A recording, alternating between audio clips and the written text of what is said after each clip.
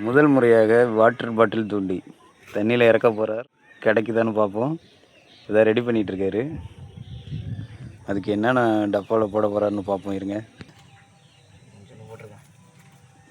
கொஞ்சோண்டு மாவு கொஞ்சோண்டு தண்ணியோட இப்போ சுற்றிக்கிட்டு உள்ளே இறக்க போகிறார்.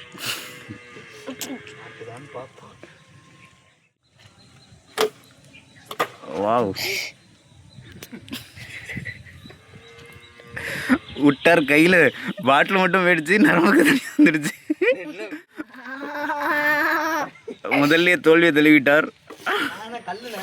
சொல்லு தம்பி, கட்டம் இது ரெண்டாட்டம். சொல்லு, நீனே பிடிச்சி விட்டு ரெண்டாட்டம் போடுறான் தம்பி. இப்போ என்ன பண்ணிட்டு இருக்காருன்னா பாட்டில் துண்டி போடுறாரு. பாட்டில் துண்டி போடுறோம் முதல் தடவை போட்டு எல்லாம் பிடிக்கிட்டு போயிட்டு ரெண்டாவது இடம் போடுறாரு. என்ன ஆக போகுதுன்னு தெரியல, பாப்பா வெயிட் பண்ணி. முழுகிருச்சு, முழுக வச்சிருக்காரு. போயிருச்சு தெரியல. தம்பி என்ன மீன்? வெயிட் பண்ணி பார்ப்போம் தம்பிக்கு மீன் கொத்துதானு. மாட்டிட்டுன்னு நினைக்கிறேன். சுறா மீன் பிடிக்கலான்னு வந்தார். நேற்று விரா மீன் பிடிச்சிட்டு போனார். இன்னைக்கு என்ன மீன் பிடிக்கலாம்? சுறா மீன் பிடிச்சிட்டு போவார். இன்னைக்கு கிடச்சிருமா முத்து?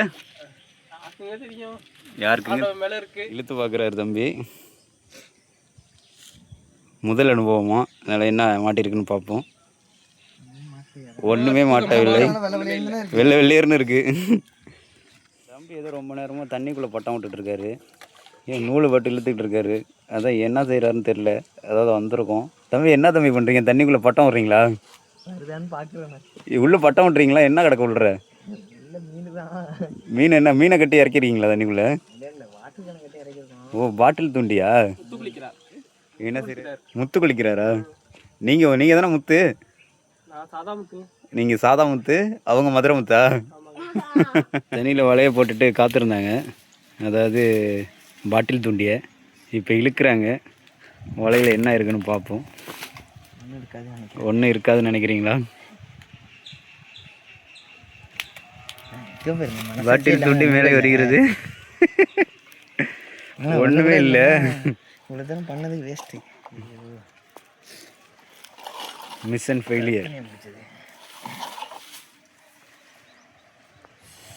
ஃபெயில் ஆயிடுச்சு.